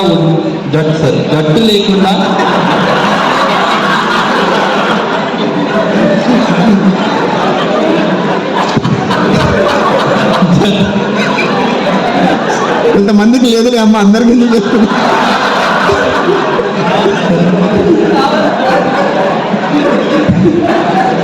జట్టు లేకుండా ఒంటరిగా పనిచేస్తారు. జట్టు అంటే టీము ఉండాల. టీంలో పనిచేయాలి. పాస్టర్లు ఒంటరిగా పనిచేయడం దేవుని చిత్తం కాదు. అర్థమవుతుందా అండి? పాస్టర్లు ఒంటరిగా సంఘాన్ని నడిపించడం దేవుని చిత్తము కాదు. సహవాసం, స్నేహం మరియు పరస్పర ప్రోత్సాహం కోసం ఆయన బహుళ నాయకత్వాన్ని రూపొందించాడు. మరొకటి మూడవ ప్రయోజనం ఏంటి? దానికంటే ముందు సామెత 11వ అధ్యాయము 14వ వచనం చదవండి ఒకసారి. సామెత 11వ అధ్యాయము, చాలా వచనాలు చూస్తాం ఆ విషయంలో, కానీ సమయం తక్కువ ఉంది కాబట్టి 11వ అధ్యాయము 14వ వచనం. నాయకులు లేని జనులు చెడిపోవుదురు, ఆలోచనకర్తలు అనేకులుట రక్షణకరము. ఆలోచనకర్తలు ఎంతమంది? అనేకులుట ఏమొస్తుంది? రక్షణ అంటే మరొక పదం. ఈ రక్షణ అంటే మళ్ళీ ఈ రక్షణ కలపకండి. నరకం నుంచి రక్షిస్తారు ఇలా, ఆ రక్షణ కాదు, భద్రత ఉంటుందని చెప్తున్నాడు అక్కడ. అనేక ఆలోచనకర్తలు ఉంటే అంటే ఆలోచనకర్తలు ఏం చేస్తారు? ఆలోచిస్తారు, నిర్ణయాలు తీసుకుంటారు. అందుకోసమే మూడవ ప్రయోజనం ఏంటంటే జ్ఞానయుక్తంగా నిర్ణయాలు తీసుకోవడంలో సహాయపడుతుంది. జ్ఞానయుక్తంగా నిర్ణయాలు తీసుకోవడంలో సహాయపడుతుంది. ఒక్కడే కాదు, ఇప్పుడు తెలుసా అండి, చాలా విచారకరమైన విషయం సంఘంలో ఒక్కడే నిర్ణయం తీసుకుంటాడండి. ఒక్కడే. ఇక ప్రార్థన చేస్తే ప్రార్థన చేస్తారేమో, అంతేగాని ఒక్కడే. ఆ నిర్ణయాన్ని ఎవరితో సలహా తీసుకోడు, ఆ నిర్ణయం తీసుకున్న దాన్ని ఎవడు కూడా ప్రశ్నించొద్దు దాన్ని. హిట్లర్ అయిపోయారు. హిట్లర్ అంటే తెలుసా, డిక్టేటర్స్ అన్నమాట. డిక్టేటర్స్ అంటే నేను ఏదైతే చెప్పినో అదే శాసనం అంటారు దాన్ని. శాసనం నేను చెప్పింది శాసనం. బ్రదర్స్, మన శాసనం దేవుని వాక్యమే. వాక్యం మాత్రమే మన శాసనం. వాక్యం ఏం చెప్తుందో చేయాలా. నేను చెప్తున్నానండి, నేను ఏ నిర్ణయం కూడా ఏమైనా చేసుకోవాలనుకుంటే అసలు ఆలోచించి బ్రదర్స్ డిస్కస్ చేసి తీసుకోవడం చాలా ప్రాముఖ్యమైనది. ఎందుకంటే అది అక్కడ క్షేమం ఉంటుంది. డిక్టేటర్ అంటే తెలుసా అండి పదం? డిక్టేటర్ అంటే ఒకే వ్యక్తి ఆయన్నే సమస్త నిర్ణయాలు తీసుకొని సమస్తనే వెళ్తాడన్న ఒక్కడే. ఈ దినాల్లో పాస్టర్లు చేసేది అదే కదండి. మరి ఎవరున్నారు వాళ్ళకు లెక్కప్ప చెప్పేవాళ్ళు? ఎవరున్నారు సలహాలు ఇచ్చేవాళ్ళు? ఎవరు లేరు అసలు. ఆలోచన కర్తలు ఉన్నారా? ఆలోచన కర్తలు లేరు అక్కడ. అది సంఘానికి మంచిది కాదు. దేవుడిచ్చింది ఆలోచన కర్తలు ఆ ఒక ప్లూరల్ లీడర్షిప్లో కలిసి నిర్ణయం తీసుకోవడము చాలా మంచిది. ఇంకో బ్రదర్ కూడా ఛాలెంజ్ చేయొచ్చు, బ్రదర్ ఇది చేస్తే మంచిది కాదేమో, ఇది నిర్ణయము మేబీ ఇది ఉంటుందేమో. అరే అవునా, ఆలోచించడం, మళ్ళీ కలిసి ప్రార్థన చేయడం. నేను చెప్తున్నానండి, ఒకానొక కారణము తోటి నాయకులు ఎందుకు వద్దనుకుంటారంటే నన్ను ప్రశ్నించేవాడు ఉంటాడు. తర్వాత నేను ఇష్టం వచ్చినట్లు చేయలేను, నాకు స్వేచ్ఛ ఉండదు. నాకు ప్రతి దాంట్లో ప్రశ్న అడుగుతూనే ఉంటారు, మళ్ళీ డిస్కస్ చేయాలి. ఎందుకురా నాయన? అందుకోసమే దేవుడు తన జ్ఞానంలో బహుళ నాయకులను పెట్టింది. ఎందుకు పెట్టిందంటే మనం ఇష్టం వచ్చినట్టు తోచింది చేయకుండా జ్ఞానయుక్తంగా నిర్ణయాలు తీసుకోవడానికి. లేదా కొద్దిగా ఎక్స్ప్లెనేషన్ చదవండి అక్కడ. అనేక మంది పాస్టర్లు దుర్వినియోగమైన అధికారవాద మరియు స్వీయ అభిప్రాయ ధోరణులకు గురవుతారు. అటువంటి అనారోగ్యకరమైన రాచరిక నిర్ణయాలకు వ్యతిరేకంగా బహుళ నాయకత్వం ఒక రక్షణ. బహుళ నాయకత్వం జ్ఞానయుక్తమైన నిర్ణయం తీసుకునే వాతావరణాన్ని తెస్తుంది. ఇది తరచుగా సంఘానికి మంచిది. నాలుగవ ప్రయోజనం చూడండి. నాలుగవ ప్రయోజనం ఏంటంటే జవాబుదారితనము పాటిస్తుంది. అంటే నువ్వు నిర్ణయాలు తీసుకోవడంలో లెక్క అప్పి చెప్పేవాడిగా ఉంటావు. నువ్వు ఏం చేసినా కానీ నిన్ను అడిగేవాడు ఉంటాడు. విశ్వాసులకు జనరల్గా అండి, సహజంగా విశ్వాసులకు ఆ దమ్ముంటారా అండి అడిగేది? ఉండదు. కానీ తోటి నాయకులు ఉంటే అడగవచ్చు, ఎందుకు ఇది చేయాలా మనం, దీన్ని చేయడం వల్ల లాభం ఏంటి? సంఘానికి ఏ నిర్ణయం తీసుకున్నా కానీ అది ఎవరికి? అది సంఘానికి క్షేమాభివృద్ధి. నేను అంటాను, అరే నా తర్వాత నా కొడుకు కావాలా? వేరే నాయకులు ఉంటారు కదా, కానీ నీ కొడుకులే కానీ అంటారా, కుమారులు కానీ అంటారా? ఎందుకు వాళ్ళు ప్రశ్న అడిగేవారు ఉంటారండి. బ్రదర్స్, ఒక మాటనండి దయచేసి, చాలామందికి నచ్చదు ఇది. ప్రశ్న అడిగేవారిని మనం ఇష్టపడం. ఎందుకంటే మనకు వ్యతిరేకంగా ఎవడైనా సరే ప్రశ్నలు ఎత్తే మనం సహించలేము. కానీ నా అనుభవంలో పరిచర్యలో నేను ఒక్కటి నేర్చుకున్నానండి, ప్రశ్నలు అడిగేవారు జవాబుతరంగా ఉండడం అనేది మనకు సంఘానికి క్షేమము. అది లేకపోవడం ద్వారా సంఘాలు నాశనం అవుతున్నాయి. అది లేకపోవడంతో ఒక్కడే తన రాజ్యాన్ని కట్టుకుంటూనే ఉన్నాడు, అడిగేవాడే లేడు. అది లేకపోవడం ద్వారా చాలా మంది ఒక్కడే కష్టపడి, కొంతమంది సేవకులు నమ్మకంగా ఉన్నవారు ఒక్కడే బరువు మోసుకుంటూ నన్ను కృంగిపోకుండా నలిగిపోతున్నాడు అక్కడ. ఎందుకంటే తోటి మోసేవాడు లేడు అక్కడ. జవాబుదారీతనం. ఇక్కడ చూడండి, అపోస్తులైన పౌలే చూడండి. అపోస్తులైన పౌలు ఎవరండి అసలు? ఆలోచించండి మీరు. పౌలు బర్నబాసు ఎవరు? మరణం నుంచి లేపినవాడు, ఆత్మ ద్వారా నడిపించబడినవాడు. అన్నాడు, ఆయనకు సమస్య వచ్చినప్పుడు నేను ఒక్కడిని ఏకాంతంగా పోయి దేవుని ముఖాన్ని వెతికి నేను నిర్ణయం తీసుకుంటానని. అపోస్తుల కార్యం 15వ అధ్యాయంలో చూడండి ఏమైంది. చూడండి అక్కడ 6వ వచనంలో, అపోస్తుల కార్యములు 15వ అధ్యాయము 6వ వచనం చూడండి. సొంత నిర్ణయం తీసుకోలేరు. 15వ అధ్యాయం 6వ వచనం. అప్పుడు అపోస్తలును పెద్దలను ఈ సంగతిని గురించి ఆలోచించటకు కూడి వచ్చి, అంటే సున్నతి పొందుకోవడం గురించి ఆలోచించినప్పుడు ఈ యొక్క అపోస్తులైన పౌలు మరి అలాగనే బర్నబాసు యెరూషలేము పంపించినారు. యెరూషలేములో ఉన్న పాస్టర్లు, సంఘ పెద్దలు, మరి అపోస్తులు కలిసి ఏం చేసినారు? వాళ్ళు ఏమనుంది పదం అక్కడ? వాళ్ళు కలిసి బహుతర్కం ఆలోచించటకు కూడి వచ్చాయి. ఆలోచించిండ్రు. అంటే దాని గురించి ఆలోచించారు, అసలు ఇది మంచిదా? అదంతా అంగీకరించిన తర్వాతనే మనం చూస్తాం 22వ వచనంలో. చూడండి ఏమనుంది 22వ వచనం. అప్పుడు సహోదరులలో ముఖ్యులైన బర్సబ్బ అను మారుపేరు గల యూదాను శీలాను తమలో ఏర్పరచుకొని పౌలుతోనూ బర్నబాతోనూ అంతియోక్యకు పంపుట యుక్తమని అపోస్తలులకును పెద్దలకును సంఘమంతటికి తోచింది. చూసానా అండి? అసలు ఎంత చక్కగా వీళ్ళందరూ ఆత్మపూర్ణ, అసలు తర్కించే అవసరం లేదు. దేవుని స్వరం ఉంటే చాలు కదా, స్వరం ఉంటే చాలు. ఇవన్నీ ఎందుకు తలగినప్పుడు? దేవుడు నియమించింది ఇలా నియమించిన బహుళ నాయకత్వంలో మనం తర్కించడము, ఆలోచించడము, కలిసి నిర్ణయాలు తీసుకోవడం, జవాబుదారీగా ఉండడం అనేది సంఘానికి, నాయకులకు క్షేమమైనది. అలాగే చూడండి తర్వాత మనం ఏంది ఐదవది ఏంది మనం చూస్తాం? బాధ్యతలు మరియు భారాలను పంచుతుంది. బాధ్యతలను భారాలని పంచుతుంది. ఒకసారి ప్రసంగి 4వ అధ్యాయము 9 నుండి 12 వచనాలు చూడండి ఒకసారి. ఇది చదివామా అండి? మనం ఎక్స్ప్లెనేషన్ చదివామా? 4 చదవండి ఒకసారి. అనేక ఆధునిక సంఘములు ఆధిపత్యం చేసే పాస్టర్లను కలిగి ఉంట విచారకరమైన స్థితి. వారు ప్రశ్నించలేని అధికారాన్ని కలిగి ఉన్నారని మరియు జవాబుదారితనం లేదని పేర్కొంటారు. బహుళ నాయకత్వం ఈ దుస్థితిని సరిచేస్తుంది మరియు సంఘ నాయకత్వంలో సరైన జవాబుదారితనమును తెస్తుంది. ప్రాముఖ్యంగా అండి, జవాబుదారితనంలో చాలా ప్రాముఖ్యమైనది తెలుసా అండి? డబ్బులు, కానుకలు ఎంత వస్తున్నాయి, ఎట్లా ఖర్చు పెడుతున్నాము అని ఎవరికి తెలుసు అండి? సంఘాల్లో కానుకలు ఎంత వస్తుంది, దీన్ని ఎలా ఖర్చు పెడుతున్నారు అని ఎవరికి తెలుసు? ఇవన్నీ చాలా మంది ఎవరికి తెలియదు. జవాబుదారితనం ఉంటుంది. డబ్బులు ఇంత వచ్చినాయి, ఏం చేయలేదు డబ్బుల్ని. మరొక విషయం నేను చెప్తానండి, ఈ బహుళ నాయకత్వం అంటే అందరు ఉద్యోగాలు వదిలిపెట్టి సంఘం ద్వారా పోషించబడాలని కాదు. అదొక తర్వాత సంగతి. అది సంఘ నాయకులు అందరూ ఉద్యోగాలు వదిలిపెట్టి పరిచయం చేయడం కాదు. అది వాక్యానుసారంగా ఎక్కడ చెప్పబడలేదు.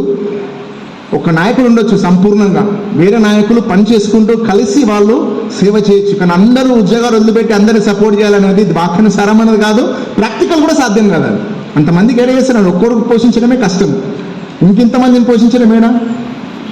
రైట్, ఆ తర్వాత సంగతి. కానీ మీకు కేవలం నేను చూపిస్తున్నాను. ఓకే, ఇప్పుడు 5వది ఏంటంటే బాధ్యతలు మరి భారాలని పంచుతుంది. ప్రసంగి 4వ అధ్యాయము 9-12 వచనాలు చూడండి. 9 నుండి 12 వచనాలు. ఇద్దరి కష్టము చేత ఉభయులకు మంచి ఫలము కలుగును గనుక ఒంటిగాడై ఉండుట కంటే ఇద్దరు కూడి ఉండటం మేలు. వారు పడిపోయినను ఒకడు తన తోడివాడిని లేవనెత్తును. అయితే ఒంటరిగాడు పడిపోయిన ఎడల వానికి శ్రమయే కలుగును, వాని లేవనెత్తి వాడు లేకపోవును.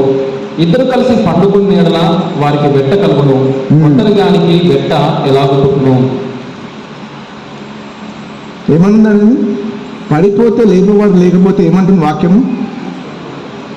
విచారకరమైన విషయం. ఎంతోమంది పాస్టర్లు పడిపోతున్నారండి భారాలతో. లేపేవాడు లేడు, తోటివాడు లేడు కాబట్టి లేపేవాడు లేడు. దేవుని వాక్యం జ్ఞానం ఇస్తుంది. ఇక్కడ బహుళ నాయకత్వంలో మనం బాధ్యతలు బరువులని పంచుకోవచ్చు. ఎక్స్ప్లెనేషన్ చదవమ్మా తొందరగా. శారీరక భావోద్వేగ మరియు మానసిక అలసట అనేది మాస్టర్ తరచుగా అనుభవిస్తాడు. అతడు 24/7 కాల్లో ఉండాలి. ప్రతి ఒక్కరి సమస్యలను పరిష్కరించడానికి ప్రయత్నించాలి, ప్రసంగాలను సిద్ధం చేయాలి మరియు ప్రకటించాలి, మరియు సంఘ పరిపాలన నిర్వహించాలి. బహుళ నాయకత్వంలో బాధ్యతలు మరియు భారములు పెద్దల మధ్య పంచుకోవచ్చు మరియు సంఘమును సేవించడంలో ఆనందముతో పట్టుదలగా ఉండమని వారు ఒకరినొకరు ప్రోత్సహిస్తారు. ఆమేన్, ఆమేన్. ఇంకోటి తెలుసా అండి, ఇంకోటి అడ్వాంటేజ్ ఏంటంటే మనం వాక్యంలో చూస్తాము, ఎన్నో సార్లు విశ్వాసులు ఐక్యంగా ఉండాలనే వచనాలు మనం చూస్తాం ఎన్నోసార్లు. కానీ వాళ్ళకి మాదిరి ఎవరు? బహుళ నాయకత్వము. కొంతమంది అంటారు, బ్రదర్ ఇద్దరు ఉండడం కష్టం బ్రదర్. మరి విశ్వాసులు ఎట్లుంటారండి కలిసి? భార్య భర్తలు ఎట్లుంటారు మరి కలిసి? నువ్వు ఒక్కడే ఉంటేనే మంచిది, వేరే వాళ్ళు ఉంటే నాకు సమస్య అయితే మరి పెళ్లి చేసుకోదు. పెళ్లిలో ఇద్దరు కలిసి ఉండడం అమ్మో ఎంత కష్టమో. మరి అట్లయితే విశ్వాసులు మాదిరికరంగా ఎలా ఉంటారండి కలిసిమెలిసి? అసలు బహుళ నాయకత్వం అనేది ఒక మంచి మాదిరికరం ఉండవచ్చు. చూడండి, మాలో కూడా మిస్అండర్స్టాండింగ్ వస్తాయి, మాలో కూడా గొడవలు వస్తాయి. అయినా కానీ మేము ఎలా క్షమించుకుంటామో, ఎలా మేము ప్రేమించుకుంటామో, ఎలా కలిసి మేము ఐక్యంగా ఉన్నామో. బహుళ నాయకత్వాన్ని చూసి విశ్వాసులు కూడా నేర్చుకునేది ఏంటంటే మనం ఐక్యంగా మాదిరిగా ఇలా ఉండగలము. ఒకసారి ఎక్స్ప్లెనేషన్ చదవమా తొందరగా. సంఘము దేవుని కుటుంబం అని కృత నిబంధన బోధిస్తుంది. మన జీవన సంబంధమైన కుటుంబం వలె దేవుని ఆత్మీయ కుటుంబం గందరగోళంగా ఉండవచ్చు. కావున క్రీస్తు సంఘం యొక్క ఐక్యత కొరకు అనేక ఉపదేశములు మరియు ప్రార్థనలు ఉన్నాయి. బహుళ నాయకత్వము విశ్వాసులకు ఐక్యతకు ఒక నమూనాగా ఉండగలదు. అపార్థం మరియు విభేదాలు తలెత్తుతాయి, కానీ బైబిల్ అర్హత కలిగిన పెద్దలలో క్రైస్తవ పరిపక్వత, వారి ఒప్పుకోలు, క్షమాపణ, సమాధానము మరియు సహనము కనిపిస్తుంది. ఆమేన్, ఆమేన్. ఏడవది ఏంటంటే సమతుల్యమైన ఆత్మీయ పోషణ నిర్వహిస్తుంది. సమతుల్యమైనది అంటే ఏంది?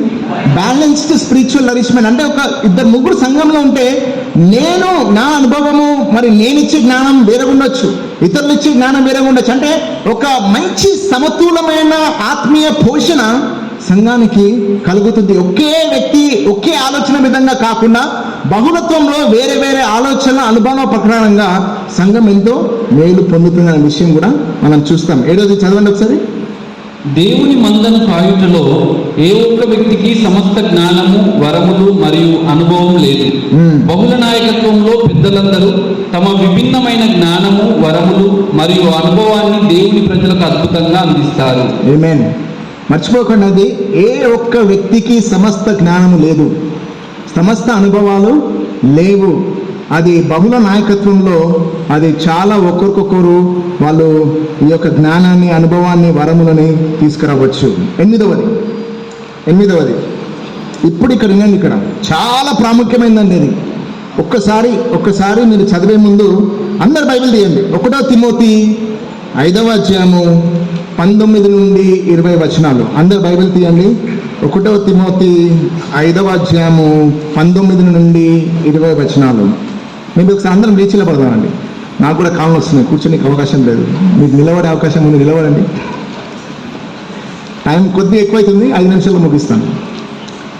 1 తిమోతి 5వ అధ్యాయము 19 నుండి 20 వచనాలు. అందరూ జాగ్రత్తగా చదవండి. ఇద్దరు అక్కడనేమో 17వ వచనంలోనేమో రెట్టింపు సన్మానం అని చెప్తున్నాడు. అదే తెలిసింది చాలా మందికి. పాస్టర్లు పాపము చేస్తే మరి ఏం చేయాలి? పాస్టర్లు పాపం చేస్తే? 19వ వచనము 20వ వచనం చూడండి ఏం చెప్తుంది. 2-3 సాక్షులుంటేనే గాని పెద్దల మీద దోషారోపణ అంగీకరించబడదు. అంటే పాస్టర్ల పైన, అంటే పాస్టర్లు పరిపూర్ణులు కారు, సూపర్ హీరోస్ కావాలి. వాళ్ళు పాపం చేయొచ్చు, పడిపోవచ్చు, కానీ రుజువులు ఉండాలి. వాళ్ళు ఏమైనా పాపం చేసినట్లయితే అది ఉన్నట్లయితే అంగీకరించబడుతుంది, రుజువులు లేకపోయినట్లయితే అది అంగీకరించబడదు. ఒకవేళ రుజువులు ఉంటే వాళ్ళని ఏం చేయాలి మరి? చూడండి. ఇతరులు భయపడు నిమిత్తము పాపము చేయువారిని, అంటే పాపం చేయువారిని అంటే అది పెద్దల గురించి మాట్లాడుతుంది, పాస్టర్ల గురించి. పాపము చేస్తే పాస్టర్లు ఏం చేయాలా? అందరి ఎదుట గద్దింపు. ఎక్కడండి? ఒక్క సంఘంలో ఎక్కడైనా చూశారండి? గద్దింపుడు పక్కన పెట్టండి, పాపం చేసి అడిగేవాడు కూడా లేడు. నా దగ్గర ఎంతోమంది వస్తారు విశ్వాసులు, మా పాస్టర్ డబ్బులు దుర్వినియోగం చేస్తున్నాడండి, స్త్రీలతో సరిగ్గా ప్రవర్తిస్తలేడు, అన్నీ చేస్తారు, కానీ ఎవ్వడు కూడా పోయి అడిగే దమ్ము లేదండి. కూర్చోండి. ఎవ్వడు కూడా పోయి అడిగే దమ్ము లేదు. అంటే ఎందుకు? ఈయన ఒక్కడే వన్ మ్యాన్ షో, ఒక్కడే. ఆయనే రాజు, ఆయనే నాయకుడు, ఆయనే పరిపాలించేవాడు, అడిగేవాడే లేడు. కానీ అదే బహుళ నాయకత్వం ఉన్నప్పుడు ఒక పాస్టరు పాపములో కొనసాగించినట్లయితే వేరే ఒక పాస్టరు సంఘ క్రమశిక్షణ అతన్ని చేయగలరు. బహుళ నాయకత్వం లేకపోతే అండి, నేను చెప్తున్నానండి, యథార్థంగా చెప్తున్నాను, ఎన్నో సంఘాలు సఫర్ అవుతున్నాయండి పాస్టర్ల పాపము ద్వారా. కానీ విశ్వాసులు పోయి చెప్పరు. వాళ్ళు లాస్ట్కి ఏమంటారు అంటే దేవుడు లెక్కప్ప చెప్పుకోవాలని. ఆ లెక్కప్ప చెప్తారు కరెక్ట్. లాస్ట్లో మధ్యలో జరిగే ప్రమాదము, మరి అక్కడ ప్రమాదాలు, మరి ఆ లాస్ ఏంది? మరి దాన్ని ఎవరు చేస్తారండి? మధ్యలో ఎంతో ప్రమాదం జరుగుతుంది, ఎన్నో నష్టాలు అయితే ఆ నష్టపరిహారాన్ని ఎవరు చెల్లిస్తారు? మరి అన్న ఆ తీర్పు అంటే ఏదో కూడా వస్తుంది అది. కానీ దేవుడు దానికి కూడా పరిష్కారం ఇచ్చినది. ఏందని? బహుళ నాయకత్వం ఉన్నప్పుడు తిమోతికి చెప్తున్నది. తిమోతి కూడా అక్కడ సంఘ పెద్దనే. వేరే సంఘ పెద్దలకి ఇది చేయమని చెప్తున్నాడు. సంఘ పెద్ద కాబట్టి తోటి సంఘ పెద్దలకు చేయగలడు. విశ్వాసం చేయగలడా? అవుట్ నెక్స్ట్ సర్మన్లోనే ఉంటుంది మన పని. లేకపోతే బెదిరింపులు, నన్నే ప్రశ్నిస్తావాను అని. కానీ అదే మనకు తోటి సేవకులు ఉన్నప్పుడు మనకు చాలా మంచిది. అంటే చర్చ్ క్రమశిక్షణను అమలు చేస్తుంది. ఇది చాలా చాలా ప్రయోజనం అండి. బహుళ నాయకత్వంలో మనకు మంచిది, సంఘానికి మంచిది. చదవండి ఒకసారి తొందరగా. పెద్దలు రెట్టింపు గౌరవమునకు అర్హులుగా ఉండడం గురించి మాట్లాడిన తర్వాత వారిలో మొండి పాపం యొక్క సమస్యను ఎదుర్కొనవలసిన అవసరతను పౌలు వెంటనే సంబోధించారు. విశ్వాసులు ఈ బాధ్యతను తీసుకోవడం కష్టం. సంఘంలో బహుళ పెద్దలు ఉన్నప్పుడు ఈ క్రమశిక్షణ ప్రభావవంతంగా సాధ్యమవుతుంది. లాస్ట్ 9వది ఏమని చూస్తామండి? నెపోటిజం చెప్పినా కదా నేను. మన ఒక భారతదేశంలో ఎక్కడ చూసినా నెపోటిజం అంటే కుటుంబ సభ్యులు మాత్రమే నాయకులు కాగలరు, వేరు కాదు. పాలిటిక్స్లో చంద్రబాబు నాయుడు పోయిన తర్వాత ఎవరు వస్తారు? లోకేషే, అది డౌటే లేదు. చిరంజీవి తర్వాత ఎవరు మళ్ళా బెస్ట్ యాక్టర్ మళ్ళీ ఎవరు వస్తారు? రామ్ చరణే. స్టీఫెన్ డేవిడ్ తర్వాత ఎవరు వస్తారు మళ్ళా? మన దగ్గర పప్పులు ఉడికాయి. నెపోటిజము ఎక్కడ చూడండి, బిజినెస్లో చూస్తాము, రాజకీయాల్లో చూస్తాము, వినోద ఇండస్ట్రీలో, ఎంటర్టైన్మెంట్ ఇండస్ట్రీలో చూస్తాము. విచారకరణం ఏంటంటే సంఘాల్లో కూడా అదే చూస్తున్నాం. సంఘాలు విభిన్నంగా ఉండాలి, కానీ సంఘం కూడా లోకం తీరే ఉన్నది. కానీ కుటుంబ సభ్యులకు మాత్రమే నాయకత్వాన్ని నివారిస్తుంది. ఈ తోటి సేవకులు, తోటి నాయకులు ఉండడం చాలా మంచిది. అది రైట్. చదవండి ఒకసారి వివరణ. నాయకత్వంను ఒకరి సొంత కుటుంబ సభ్యులకు మాత్రమే ఇవ్వడం రాజకీయాలు మరియు వినోద పరిశ్రమలో మాత్రమే కనిపించదు. విచారకరంగా ఇది క్రైస్తవ సంఘములలో మరియు పరిచర్యలలో కూడా కనిపిస్తుంది. బహుళ నాయకత్వంలో వంశ పారంపర్య వారసత్వము నిరుత్సాహపరచబడుతుంది మరియు దీర్ఘకాలము నమ్మకమైన మరియు సమర్థులైన మనుషులు తగిన విధంగా గౌరవించబడతారు. ఎంతమంది ఉన్నారు తెలుసా అండి సంఘంలో? నమ్మకంగా సంవత్సరాల కొలది పురుషులు, వాళ్ళ ట్రైనింగ్ చేయరు, మన లేపర్ నాయకులు అలాగే ఉంటారు. ఒక్కసారి ఈ వచనం చదువుదామండి. ఆఖరి వచనం 2 తిమోతి 2వ అధ్యాయము 2వ వచనం. చాలా ఈజీ దాన్ని గుర్తుంచుకోవడం. 2 తిమోతి 2వ అధ్యాయము 2వ వచనం. నీవు అనేక సాక్షుల ఎదుట నా వలన వినిన సంగతులను ఇతరులకు బోధించుటకు సామర్థ్యము గల నమ్మకమైన మనుషులకు అప్పగింపుము. ఎవరికి అప్పచెప్పాలన్నాడు ఇక్కడ? సామర్థ్యమైన నమ్మకమైన కుటుంబస్తులకు అప్పగించుము అని చెప్పింది. ఇక్కడ ఉందా అక్కడ కుటుంబస్తులు అనే పదం? అసలు పౌలు తర్వాత, పౌలు పెళ్లి కాలేదు అనుకోండి, పేతురు తర్వాత ఎవరైనా లీడరు తెలియదు కదండి. అరే పేతురు తర్వాత ఇంకా అపోస్తుల తర్వాత వాళ్ళ పిల్లలదంతా ఏంది లీడర్స్? ఏమన్నా ఉందా ఎక్కడన్నా? చరిత్ర లేదు. కానీ మన చరిత్ర ఉంటుందండి. 10 వంశాల దాకా చరిత్ర ఉంటుంది. అసలు మనం అపోస్తులకు లేని చరిత్ర మనం కట్టుకుంటున్నాం. హల్లెలూయా.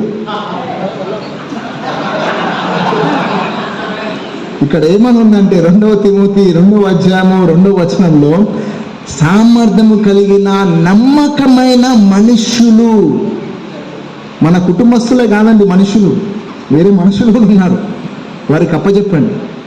అంటే ఇది నెపోటిజాన్ని ఇది నిర్ధారిస్తుంది, నమ్మకమైన దాసులని లేపుతుంది. ఇన్ని ఉన్నాయి. కానీ అన్నిటికంటే, అన్ని ప్రయోజనాల కంటే గొప్ప ప్రయోజనం ఏందండి?